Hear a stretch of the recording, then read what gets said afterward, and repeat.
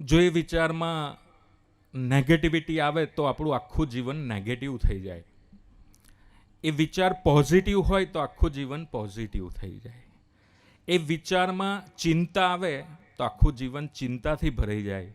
એ વિચારમાં નિશ્ચિંતા આવે તો આપણું આખું જીવન ફિયરલેસ થઈ જાય. તો એ વિચારોને બદલવાનું કાર્ય કરે કોણ?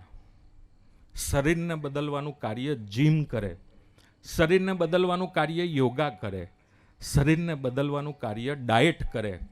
વિચારોને બદલવાનું કાર્ય કોણ કરે?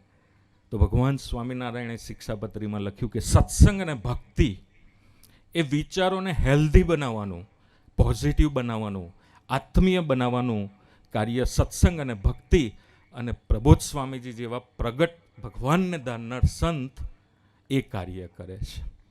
એની માટે ગુરુહરિ આપણી વચ્ચે પધાર્યા છે.